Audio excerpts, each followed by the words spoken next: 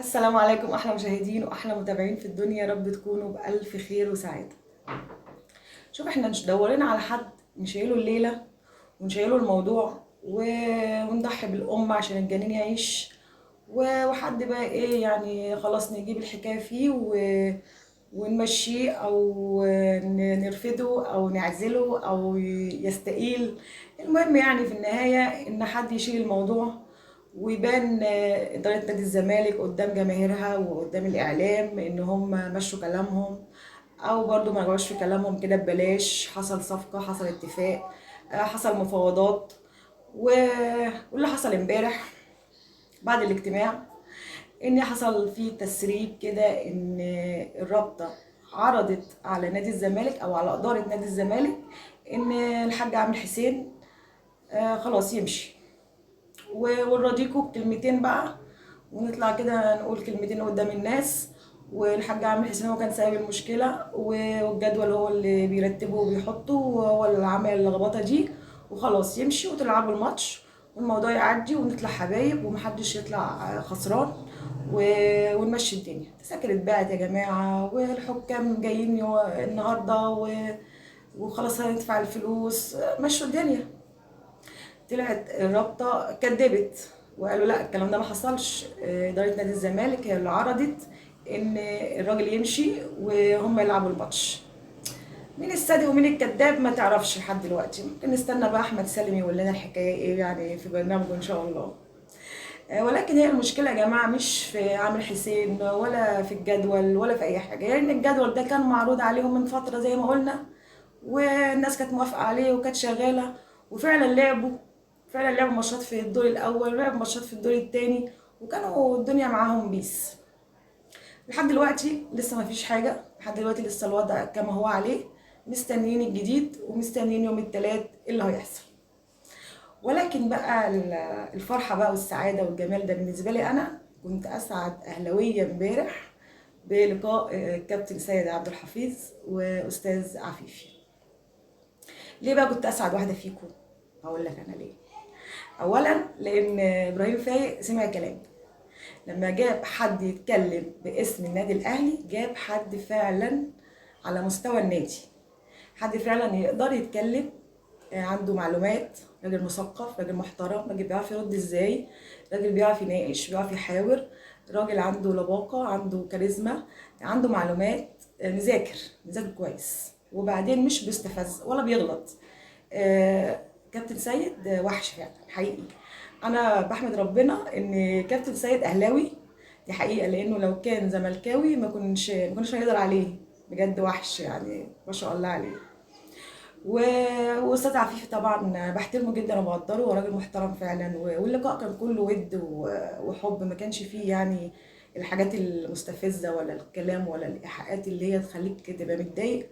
لا، تتفرج على اللقاء كله وانت مستمتع. دي الحاجة من اللي كانت فرحتني. الحاجة التانية ان كابتن سيد رد ردود متزنة جدا، كلها معلومات ووثائق وتواريخ وارقام واسماء. معلومات اي حد عايز يبحث عليها يدور عليها يلاقيها.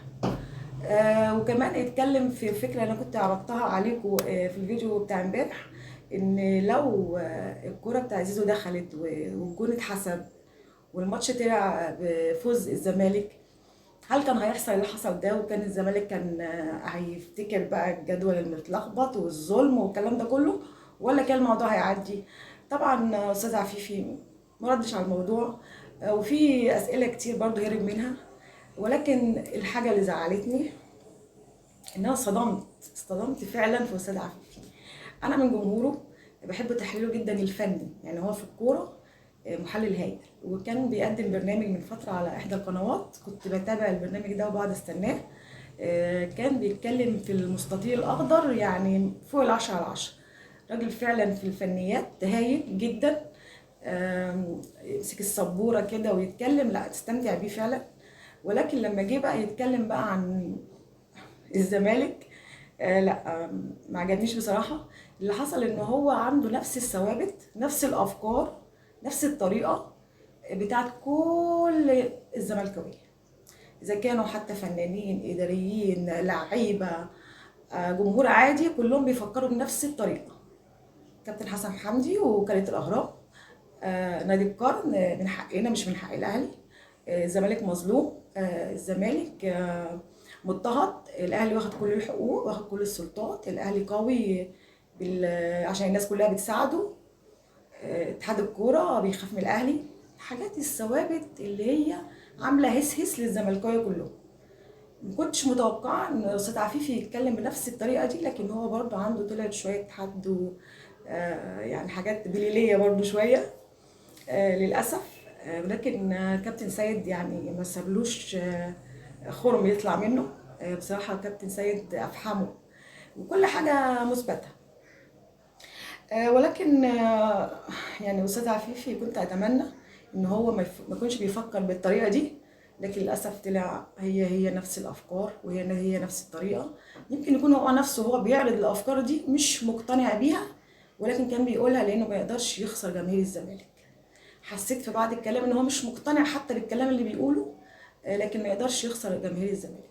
زي مثلا ما طلع محمد صلاح كده في لقاء وكلموه عن مباراة الزمالك والاهلي، قال لا ده الزمالك معرفش فرق 2 وفرق 3 والحاجات دي. يعني في ناس كده زملكاويه يقول لك ايه، لا انا اقول كلمه كده وامسك العصايه من النص وامشي مع التيار عشان جمهور الزمالك ما يزعلش مني، لكن مش صح خالص على فكره.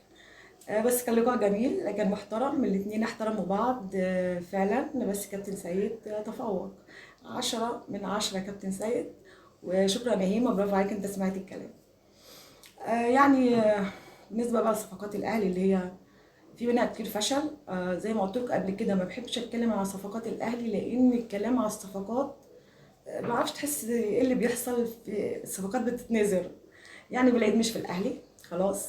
للاسف كنا نتمنى اللعيب كويس جدا، كنا نتمنى ان هو يبقى معانا، لكن للاسف الصفقه ما تمتش. ما تعرفش ليه، مش عارفين تفاصيل، لكن الصفقه ما تمتش. وفي صفقات كتير قوي الاعلام اتكلم عليها ما تمتش. كنت اتمنى ان احنا نرجع تاني ان احنا نبقى في غطاء كده وستار على الصفقات، ما نتكلمش عليها ما نعلنش عنها.